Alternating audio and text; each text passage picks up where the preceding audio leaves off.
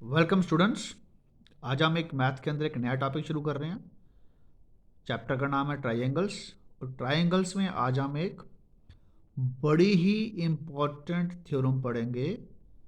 Theorem का नाम है बेसिक प्रोपोर्शनैलिटी थ्योरम, जिसे हम इन शॉर्ट फॉर्म में बीपीटी भी बोलते हैं। तो स्टूडेंट्स, अगर हमने ट्राइंगल चैप्टर में कंसेप्ट्स क्लियर करने हैं तो बीपीटी को समझना बड़ा ही ज़रूरी है। बीपीटी क्या बोलती है? बीपीटी बोलती है कि if a line drawn parallel to one side of a triangle to intersect the other two sides in distinct points, the other two sides are divided in the same ratio. BPT कहती है कि अगर कोई हमारे पास triangle है, suppose करिए ऐसे, और कोई एक लाइन काट रही है, कैसे?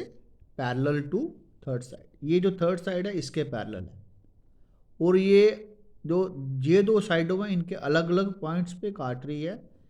तो अगर ये पैरेलल है, बस ये बात समझने वाली है कि ये पैरेलल टू थर्ड साइड है, तो ये जो साइड्स है ना, ये वाली, ये आपस में प्रोपोर्शनल्स होंगे। यही बोला।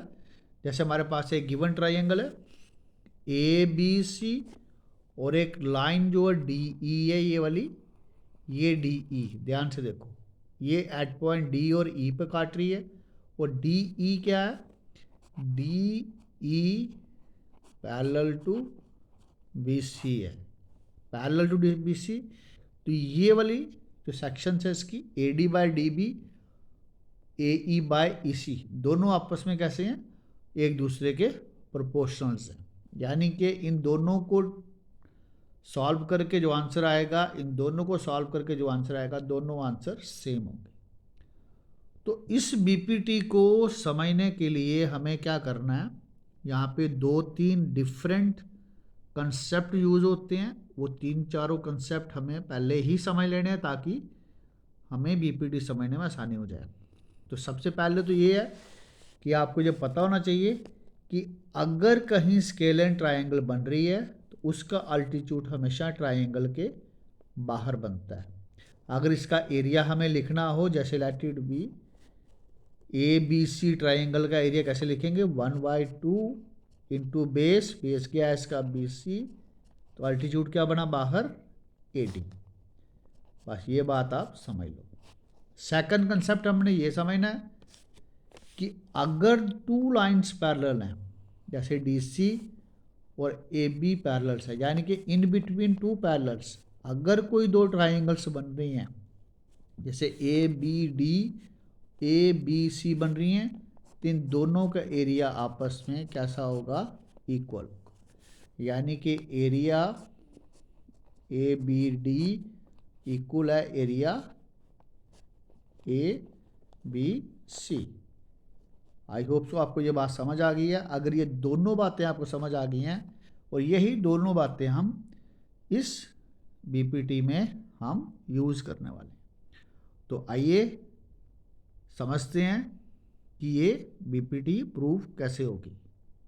स्टूडेंट्स, बीपीटी प्रूफ करने के लिए हमें यहाँ पे कुछ ना कंस्ट्रक्शंस करनी है। कंस्ट्रक्शंस क्या करनी है कि ई के साथ हमने बी को ज्वाइन करना है, डी के साथ हमने सी को ज्वाइन करना है, और साथ में हमने क्या करना है? इस ए डी के ऊपर एक परपेंडिकुलर ड्रॉप करना है ई से। इसी तरह ए ई के ऊपर एक परपेंडिकुलर ड्रॉप करना है, कहाँ से? डी से।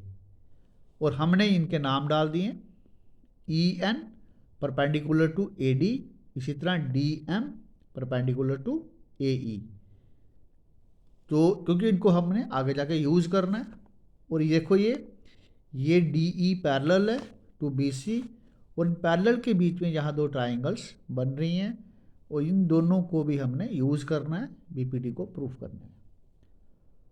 तो सबसे पहले आइए हम, अगर ये देखिए, ये ट्राइंगल ले लेते हैं बी डी ई। तो इसका अगर हमें एरिया लिखना होगा तो बेस बन जाएगा इसका बी डी, और इसका अल्टीट्यूड बनेगा बाहर, कौन सा? E N. इसी तरह अगर ये ट्राइंगल रीड करेंगे EDC, तो इसका बेस बन जाएगा EC और इसका अल्टीट्यूड बनेगा DM। बस यही चीज़ें हमने यहाँ पे कुछ करनी है, और जैसे ही हमारे पास इनको लिखेंगे तो हमारी BPT अपने आप ही प्रूफ हो जाएगी। तो आइए स्टार्ट करते हैं। आइए एक बात और समझ लेते हैं। अगर हम बेस पढ़ते हैं AD को, ध्यान से सुनना यहाँ पे, क्योंकि BPT थोड़ी सी कॉम्प्लिकेटेड है, ताकि सारे फैक्ट्स पहले क्लियर ही कर लेते हैं, उसके बाद ही लिखना शुरू करते हैं।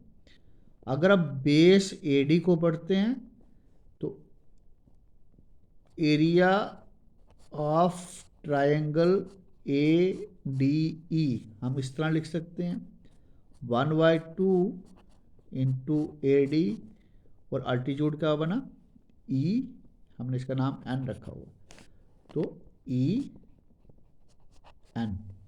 लेकिन अगर हम बेस पढ़ते हैं AE को, तो भी हम इसको ऐसे ही लिख सकते हैं, इस ट्राइंगल के एरिया को 1/2 इंटू AE इंटू DM, इसका नाम M रखते हैं, तो DM।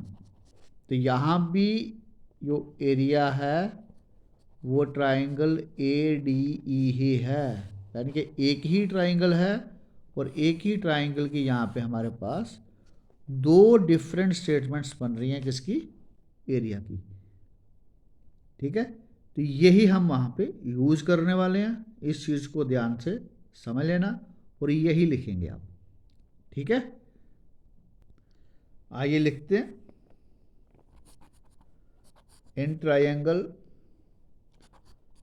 ADE if base AD then area of triangle ADE कितना आ गया, हमने क्या लिखा 1/2 इंटू AD इंटू EN। इसी तरह if base AE then area of triangle AD equal to 1/2 into AE into क्या था DM। ये डिफरेंट थे, तो यही अभी हमने यहाँ पे लिखा था। ठीक है, आ जाइए, ये हो गया हमारा। एक बात, अब चलते हैं इन ट्रायंगल, ध्यान से देखना, हम ट्रायंगल पढ़ने वाले हैं अब BDE। तो BDE, तो एरिया ऑफ ट्रायंगल BDE लिखेंगे तो क्या होगा, वो 1/2 बेस यहाँ पे BD है, और इसका अल्टीट्यूड EN है। ठीक है, ये अभी हमने डिस्कस कर लिया पीछे। इसी तरह एरिया ऑफ ट्रायंगल हमने पहले पढ़ा BDE, अब CDE लिखेंगे, तो ये क्या था 1/2 इंटू EC इंटू DM। बातें समझ आ गई? बस अब हमने कुछ नहीं करना, इनको आपस में प्रोपोर्शंस में लेके आएंगे, प्रोपोर्शंस में लेके आते ही हमारे सॉल्यूशंस निकलना शुरू हो जाएंगे। अब हम क्या करेंगे, ध्यान से देखना,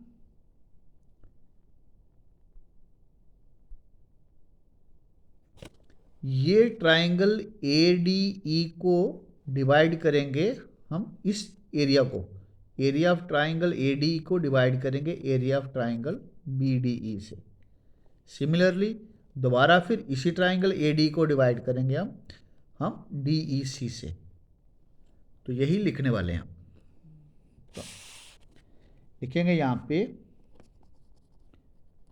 area of triangle ADE divided by area of triangle BDE।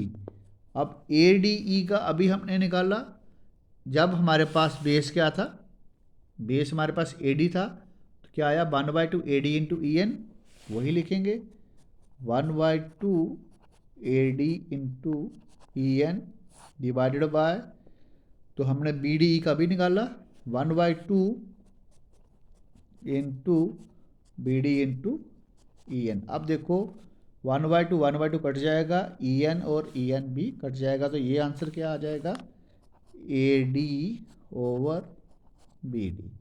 ये हमारी आगे इक्वेशन नंबर 1। इसी तरह दोबारा क्या लिखेंगे, area of triangle ADE divided by area of triangle CDE।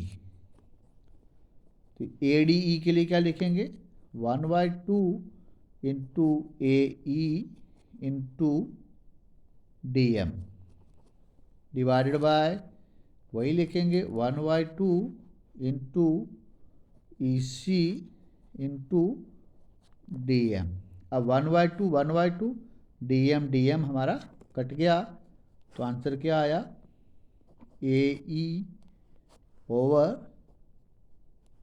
EC। This is equation number 2। ध्यान से देखो आप, ये ADE डिवाइड कर रहा BDE, फिर ADE डिवाइड कर रहा CED। लेकिन एक चीज़ हमने यहाँ पे क्या देखी थी कि अगर दोनों ट्रायंगल्स बिटवीन सेम पैरेलल्स हो तो उनका एरिया बराबर होता है। तो यही चीज़ हम यहाँ लिखने वाले हैं। But area of triangle BDE is equal to area of triangle CDE। Equation number 3 कर लेते हैं इसको। पहली इक्वेशन, दूसरी इक्वेशन और ये तीसरी इक्वेशन, तीनों को ध्यान में रखते हुए देखिए। अब BDE की जगह हम CDE लिख सकते हैं, या BDE की जगह CD, या CDE की जगह BDE लिख सकते हैं। तो जब इसको रिमूव करके मैं BDE लिख लूँ तो ये इक्वेशन और ये इक्वेशन इक्वेट कर जाएगी, और यही हमें चाहिए था। तो बस यही लिखने वाला हूँ मैं, फ्रॉम 1, 2 एंड 3, इन तीनों को यूज़ करते हुए हमें क्या मिला, we get AD over DB equal to AE over EC। और यही हमने प्रूफ करना था, हैंस प्रूव्ड BPT। तो यही हमने यहाँ पे इस क्वेश्चन में प्रूव करना था। आई होप सो कि आपको ये BPT वाला क्वेश्चन अब डिटेल में आपको समझ आ गया है। तो अगर कहीं एग्ज़ाम में ये क्वेश्चन आता है तो मैं पूरी होप कर रहा हूँ, पूरी उम्मीद कर रहा हूँ कि आप ये वहाँ पे करके आओगे और पूरे नंबर लोगे आप। तो स्टूडेंट्स, आई होप सो कि आपको ये मेरा वीडियो लाइक करोगे, शेयर करोगे। अगर चैनल पे आप नए हो तो चैनल को सब्सक्राइब भी करोगे। Thank you students.